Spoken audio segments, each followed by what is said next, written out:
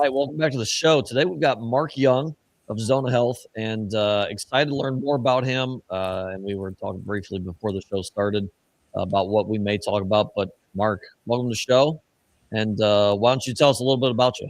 Oh, I appreciate that, John. And I loved hearing that your audience is very entrepreneurial, business owner, investor focused, because those are like people, because so am I, and we're all crazy. Say entrepreneurs are absolute nut jobs because there is nothing logical about what we do. Yeah, right. So I come in every morning and put it all on black and see where the wheel turns. Yep. But there's one thing that I know about entrepreneurs, and that is we believe that we're going to bet on ourselves.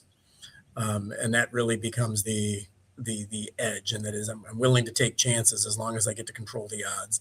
So that's what I do. I mentioned to you, I actually work with entrepreneurs all day long. My primary business is I actually own an advertising and marketing agency. But what's fun about that is because my background, actually, I'm a clinical psychologist as well as have a PhD in functional medicine. So I love consumer psychology. So that's, we work with brands, particularly challenger brands, who are startups and just getting off the e-commerce scaffolding. But in addition to that, about 80% of our clientele falls in the health and wellness space. So that kind of the area that I enjoy most is dealing with people about health, dealing with those types of topics. And the one thing I find is that every time I'm talking to somebody, particularly on podcasts, entrepreneurs listen to podcasts a lot because I say entrepreneurs understand the value of time. Yep. More than anything, we understand that it's not about the cost of getting sick.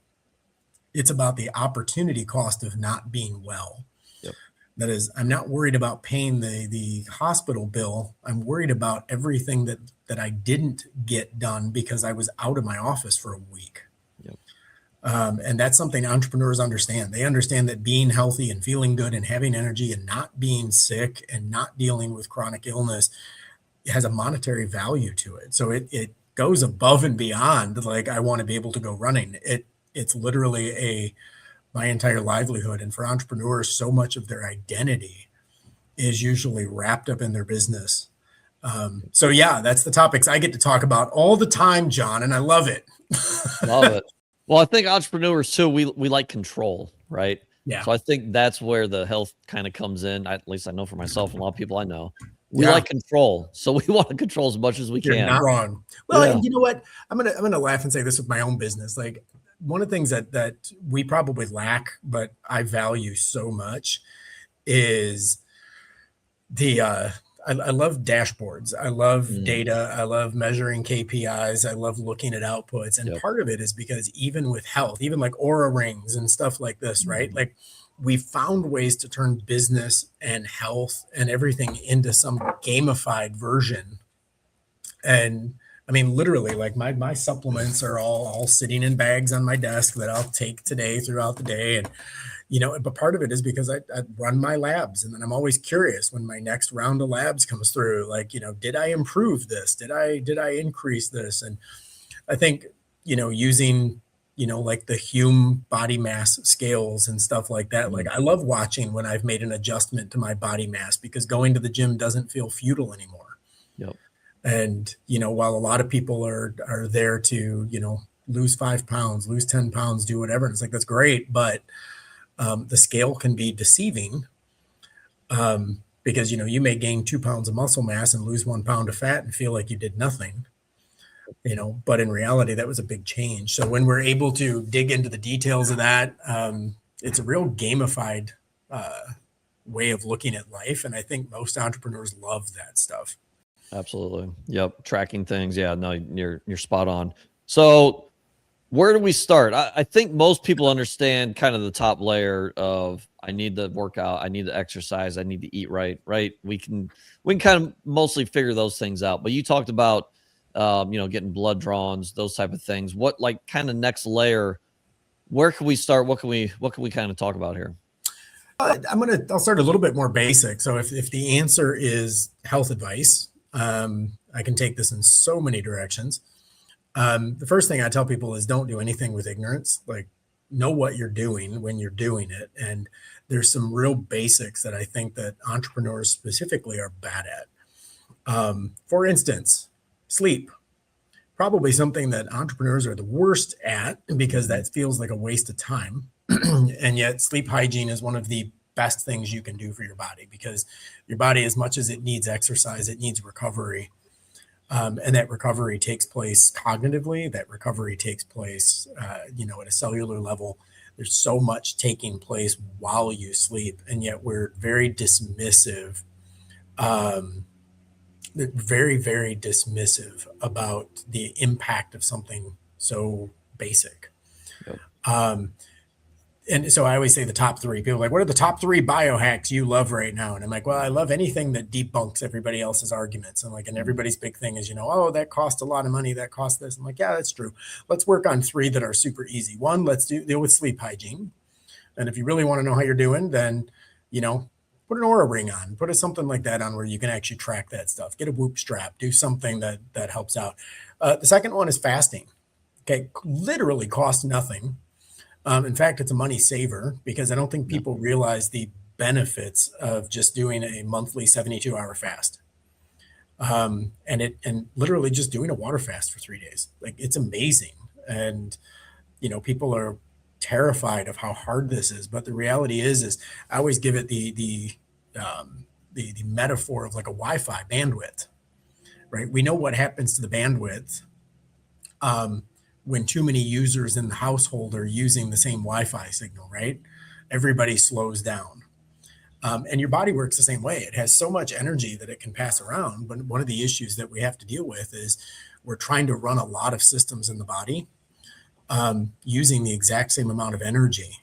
But if I'm able to turn off my digestive system for a couple of days, that's energy that doesn't need to be used, and that energy can be reallocated to other systems in the body. So for instance, I improve my detox, I improve my cognitive ability, I improve so many other areas of my body, as well as I'm turning on what's called autophagy.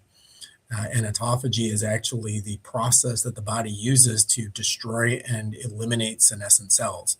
So to unpack that for a moment, what happens physiologically is that cells replicate constantly. And what happens is some, old cells die, new cells replace them.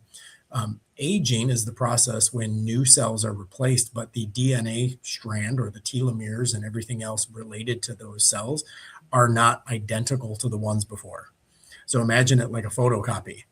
If I make a copy of the original over and over and over again, I get the same result. But if I make a copy of a copy, eventually that deteriorates. And quite literally, that's how aging is defined.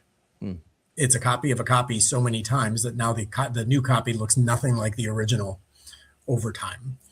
But senescence is when a cell dies and becomes what we call a zombie cell.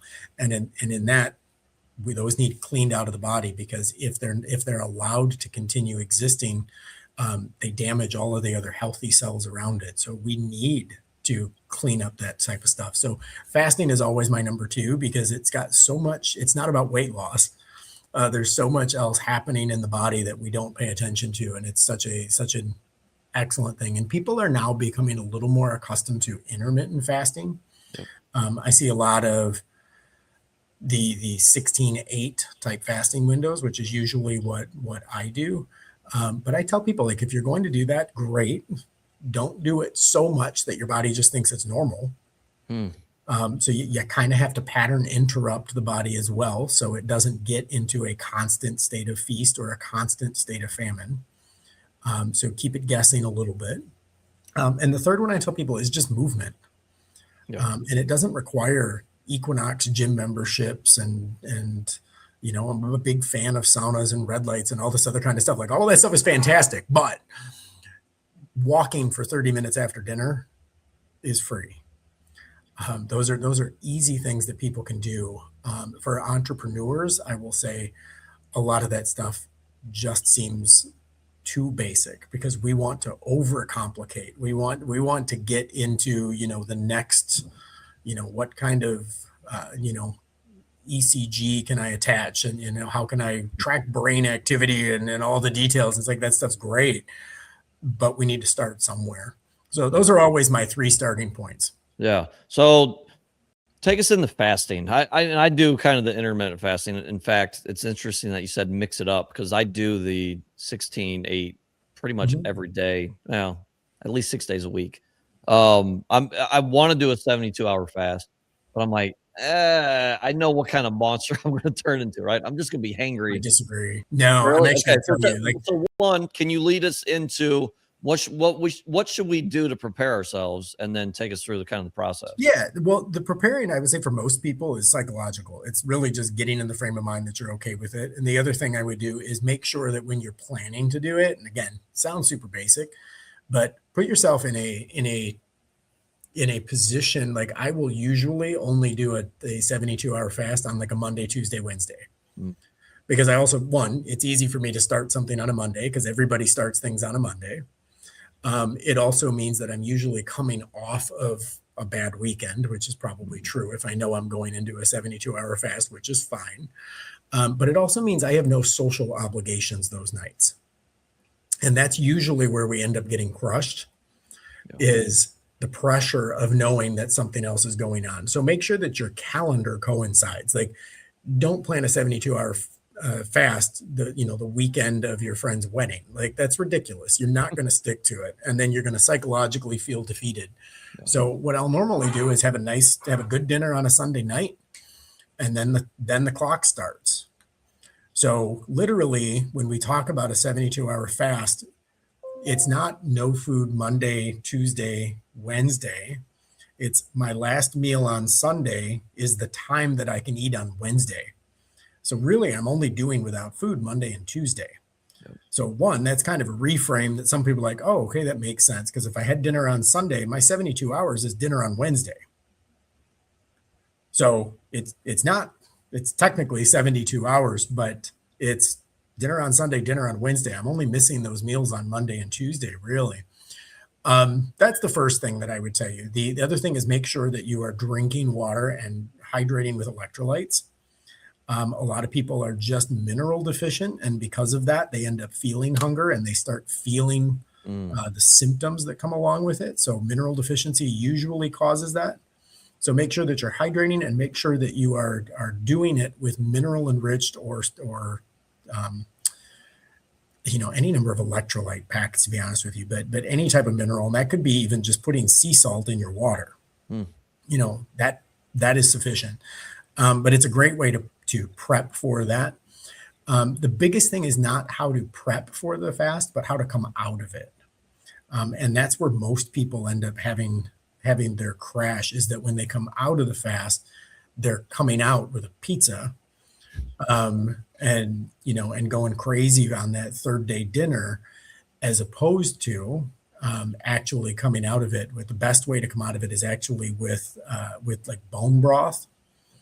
So making bone broth the first meal that you're coming out of that, or any kind of a softened, like for instance, cooked vegetables is a good way to come out, because now they're easy to digest, easy to process. But you don't want to. I mean, I know I've got a cousin of mine who did this big fast, and he was so proud of himself that he did a 72-hour fast. And he's just like, oh man, when I got off of that, like we went out to dinner at my favorite restaurant, and it was like I had this 30-ounce steak and dessert, and I'm like, cool. And your body like went into absolute shock from it. Yeah. I'm like, so coming out of that is more important even than what you're doing to go in. But I'll tell you, like, the biggest thing for me, Monday, I'm good. Like, no issue. I can do without food for the day, no big deal. And we're noticing this even with people that are low dosing or micro dosing even GLP-1s, because that's a whole nother conversation of what are people doing right now with GLP-1s and all sorts of the Ozempics and Mounjaro, not the multiple different variations on those. So people are finding fasting to be really easy, because if I'm using appetite suppressant drugs, like that's easy enough to do without. But again, it's a matter of keeping what your hydration and whatnot. Usually what I find is that Monday's easy. Tuesday can be a struggle. The second day is you're wanting something, but I would say it's a psychological want more than a physiological want. Like your body wants to eat, you enjoy it. By Wednesday, I could probably go all the way to Friday and not care. Mm. Thursday, energy levels would be through the roof. Like you feel like you could lift a car because you're just in such a good place. And two things happen in that. Are you familiar with the workout plan 75 hard? Yep. Like I do a 75 hard once a year. And it has nothing to do with anything other than fortitude. It's nothing more than making myself do something hard. It's this Japanese concept of misogi, like doing something that is unattainable, that your mind tells you is impossible. And yet when you accomplish it, the feeling of accomplishment coming out of that is so great. Have you read the book Do Hard Things? I think I have. Yeah, fantastic book. But the whole idea behind the book Do Hard Things is all about when you accomplish something that felt unattainable, your body starts baselining differently. Yep. And that baseline becomes that's the new normal. Yep. So the harder the thing that you do becomes the new baseline for what you believe that you can do. And the higher that you set that baseline, the greater every outcome becomes. You know what? It's interesting you brought up 75 hard because in fact, I remember this a few years ago when I started the podcast. I was on this little kick of kind of trashing 75 hard because everyone that I saw that did it cheated. Well, no, they did it, right? Or maybe they may have cheated. I don't know. I wasn't with them for 75 days. But afterwards, they did like what your friend did. All right, pizza. Like they just fell off the horse and never worked out again. I'm like, that's great. You challenge yourself, but it should kickstart you into now it's a lifestyle. Now you're eating better. Excuse me. You're reading, you're exercising, right? Instead, it was the opposite. It was almost, they went 75 days hard, obviously. And then it was like, oh, I'm done. I'm cool. Right. So I had a problem with it. Well, and I don't disagree with that. I mean, the same thing happens, talking about these GLP-1s. Like people will go on GLP-1s, and when they do it, they have this great weight loss. And then I kind of laugh because I get people who ask me these questions all the time with, well, is it true that when you come off of those, you gain all your weight back?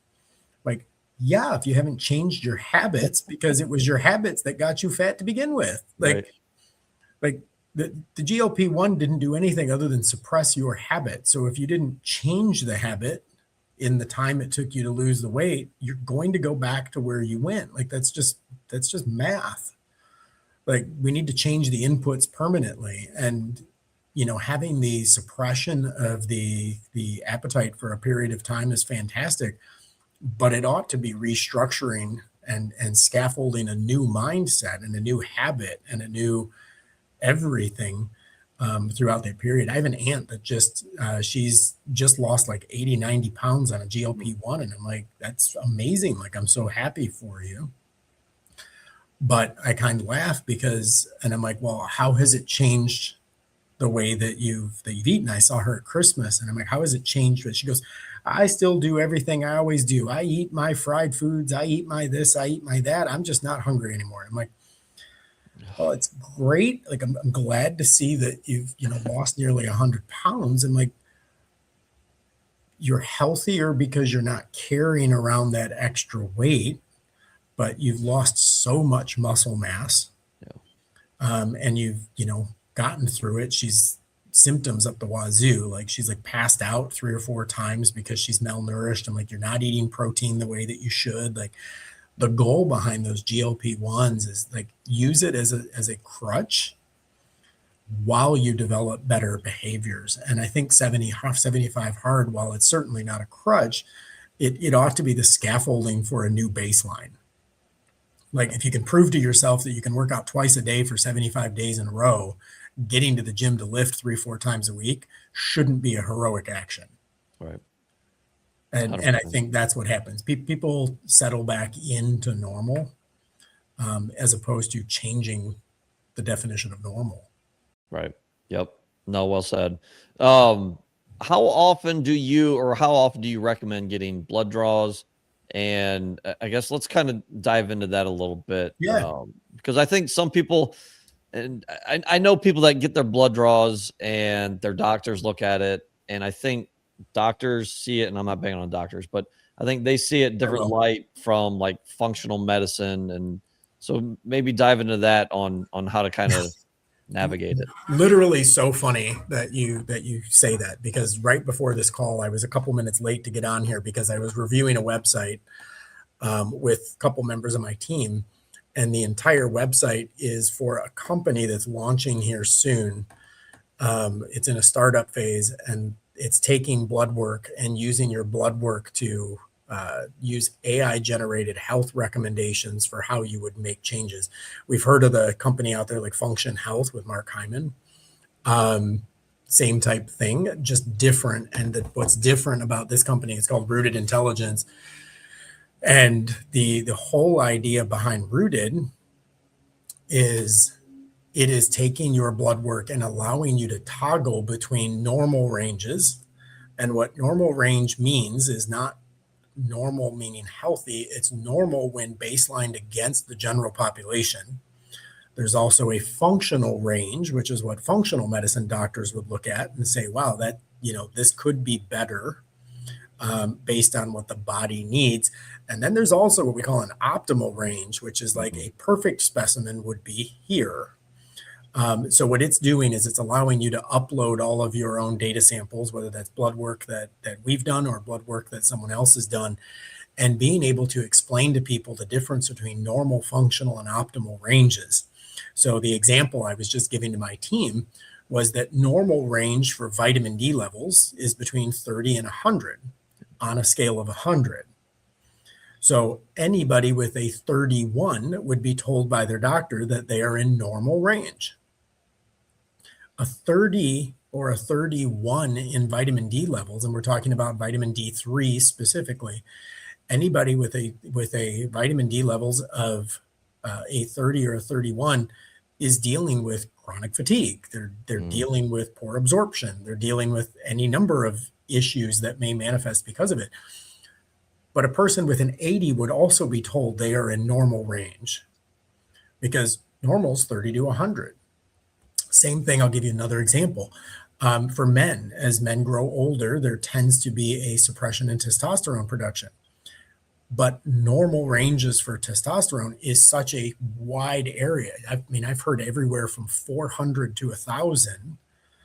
And I'm a 50-year-old man, and my testosterone production is a 772, I think is what it just came back as last week, which is amazing for my age, quote unquote. Is that optimal or functional level for a man? No, it should be higher. And what's not compared is that's testosterone production. That's not free testosterone in the system, because you actually have there's other processes in the body that actually will cannibalize it before it's ever. So you've heard of the range of free testosterone, and it's like, because you actually have other agents in the body that are cannibalizing testosterone as it's being produced. So the software is actually connecting all of these dots and helping people see that while it may be normal, it's not optimal, and it's not in functional ranges. And if you go to a standard MDDO, they're going to tell you you're in normal ranges, nothing to worry about, because there's no alarm bells. A functional doctor is going to catch things before the alarm bells go off. So it's kind of like, are we in a, we see the pre-diabetes thing that keeps coming up, like, but are we in free or pre anything, and getting those into better ranges. And then optimal, of course, that's the goal. This is where the perfect spot to be would be. So yeah, that software is going to be amazing when it launches. It should be coming up in the next few months. So it's funny that you asked the question about functional and optimal ranges specifically, because we're not looking at our blood work that way. Yeah. Your original question was, how often should a person have something like that done? Personally, I do it every 6 months. It doesn't cost that much money to have it done. I'm a busy guy, and I love the fact that there are labs out there where you can actually, where you can get your labs done, and they will come to your office or come to your home and just take your blood and everything right at your desk. So in 3-4 days, they have a phlebotomist come out to the office, take the labs, they go do the labs, you get an email with all your results. Super easy.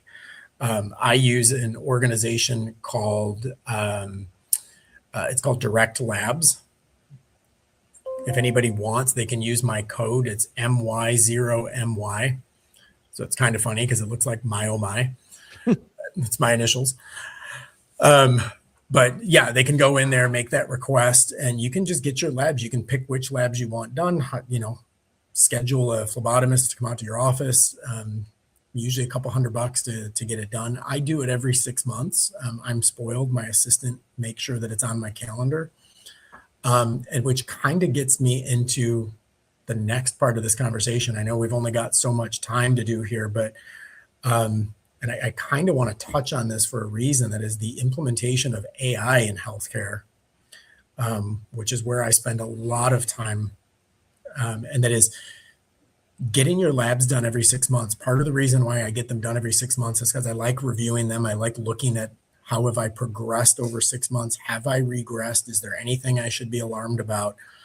But what I love is being able to take those results, load them into AI, and use different forms of AI to come up with questions.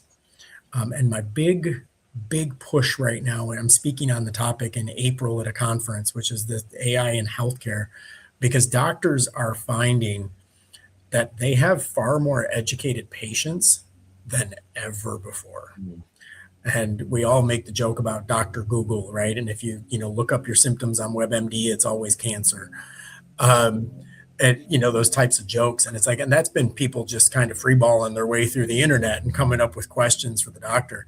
And doctors have been, over the last, I'd say 2 decades, somewhat dismissive, because doctors who've been practicing for a period of time anyways, 30 years ago, a person went to the doctor and the doctor was the authority.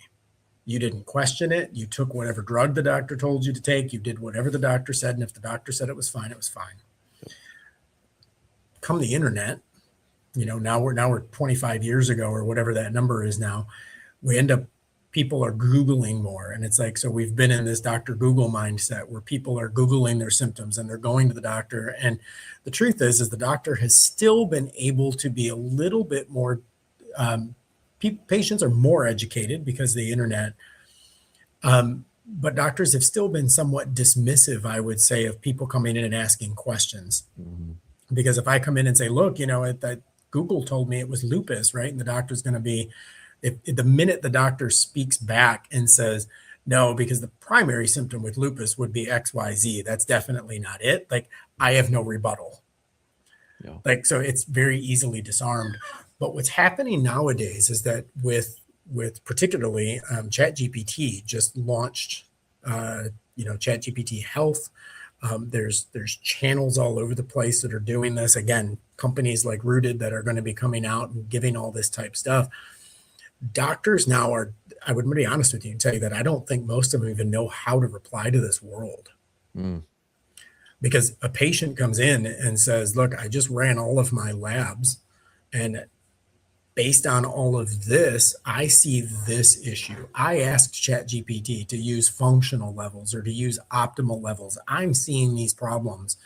And I think there's a chasm that's getting created in the healthcare world. And that is, there's doctors who refuse to acknowledge it and just want to keep practicing as the sage on the stage that, comes into the room and thus saith the MD.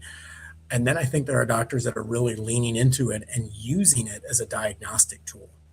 And I do this with people that I talk to, because I have people who will come to me and say, hey, by the way, can you look at this? This is a symptom.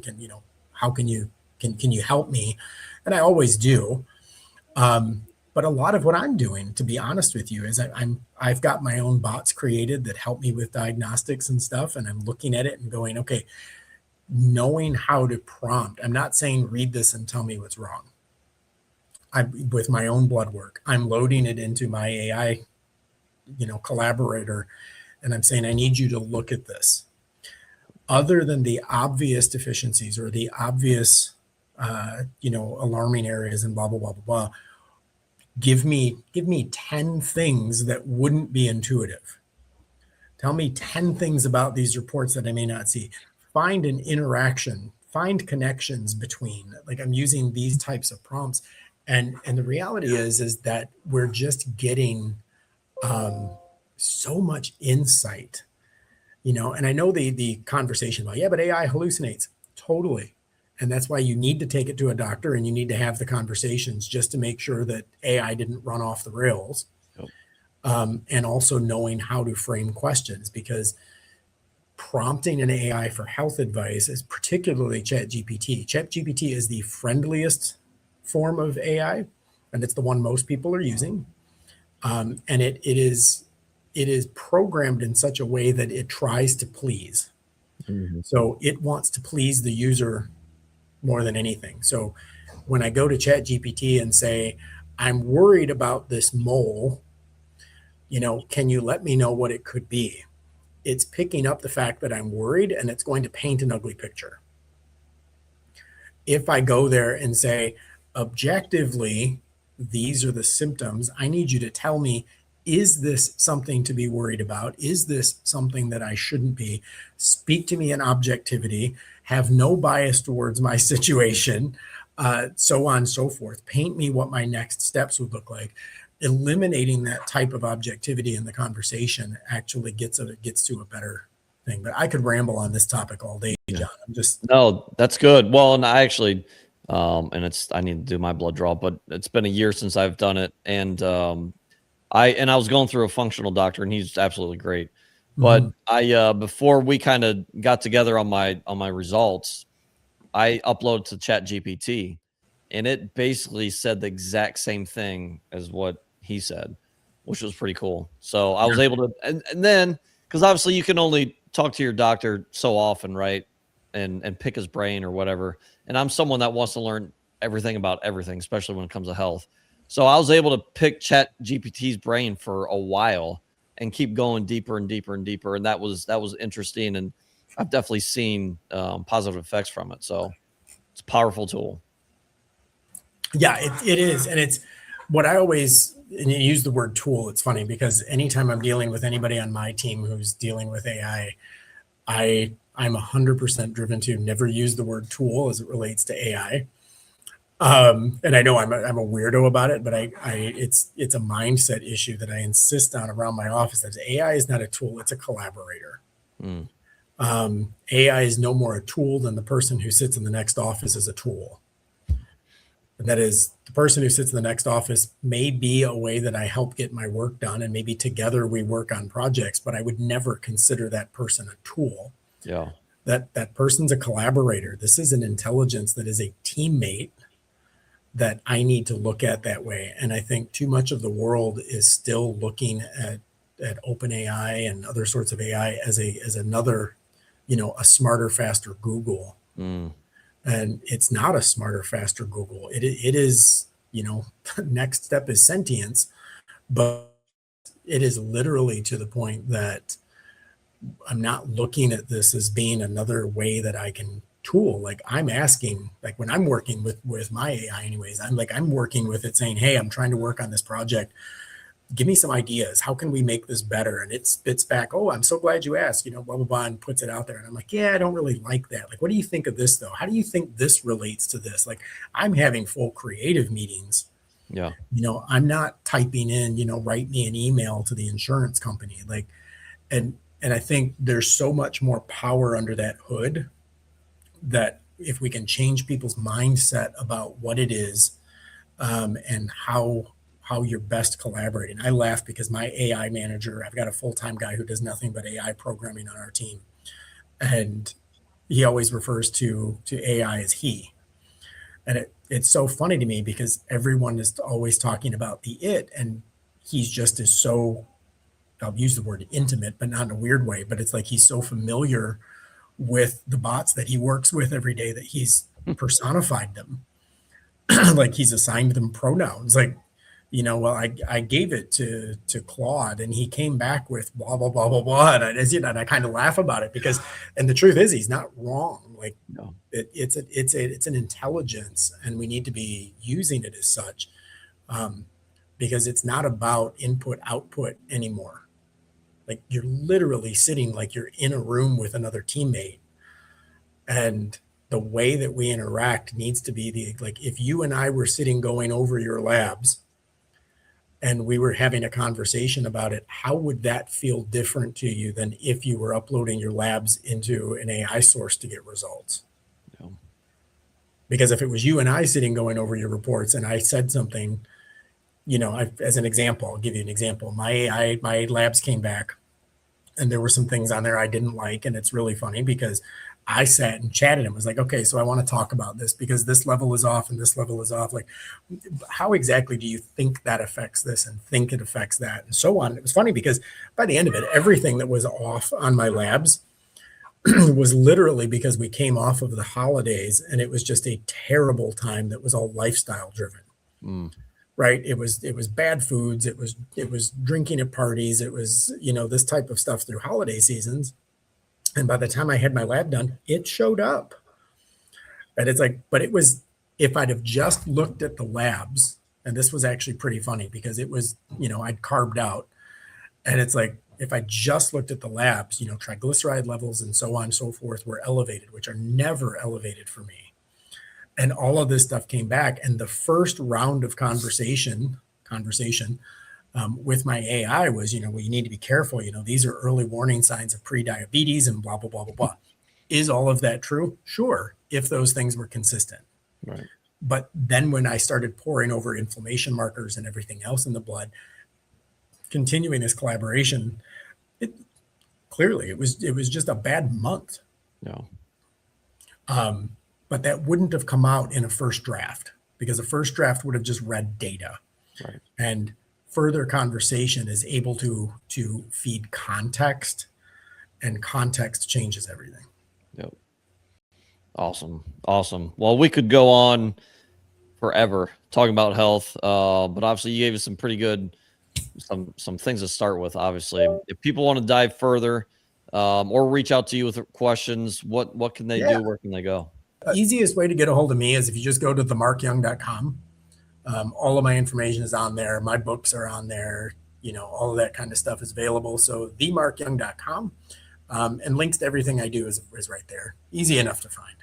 Awesome. Again, thanks for coming on. Some great information. I'm actually excited to do a 72-hour fast. I got to wait till my son's basketball season's done because I'm coaching. I don't want to, too much social interaction with third graders at night. I don't want to be off there. So, but I'm excited. Well, exactly. Just make sure that whenever you're doing it, that it fits your lifestyle. Yeah. And because anything that you're doing that interrupts your lifestyle is not sustainable. Yep. Make sure you got no dinner plans those nights.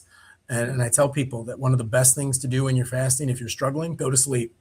Go to sleep. It's easy to fast when you're sleeping. Yeah, absolutely. Yeah. Cool. Awesome. Well, again, thanks for coming on. Thanks, and buddy. guys, reach out to Mark if you have any questions. We'll see you.